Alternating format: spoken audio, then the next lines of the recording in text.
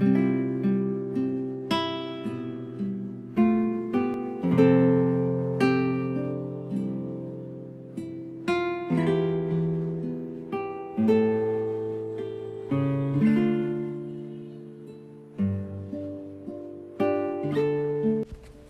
mabuting balita ng Panginoon ayon kay San Lucas.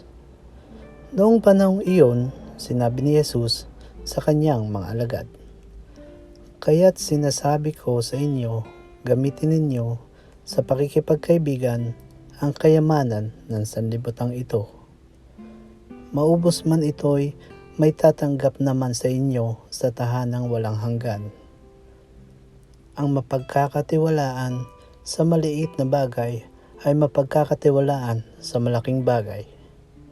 Ang magdaraya sa maliit na bagay ay magdaraya rin sa malaking bagay. Kung hindi kayo mapagkakatiwalaan sa mga kayamanan ng sanlibutan ito, sino ang magtitiwala sa inyo ng tunay na kayamanan? At kung hindi kayo magpapakatiwalaan sa kayamanan ng iba, sino ang magbibigay sa inyo ng talagang para sa inyo?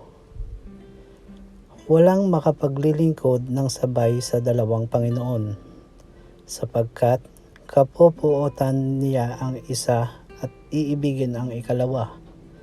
Paglilingkuran ng tapat ang isa at hahamakin ang ikalawa.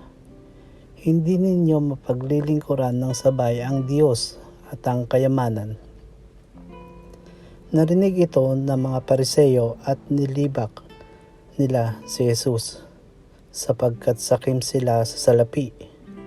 Kaya't sinabi niya sa kanila, "Kayo ang nagpapanggap na mga matuwid sa harapan ng mga tao, ngunit nasasaliksik ng Diyos ang inyong mga puso, sapagkat ang itinuturing na mahalaga ng mga tao ay kasuklam-suklam sa paningin ng Diyos." Ang mabuting balita ng Panginoon.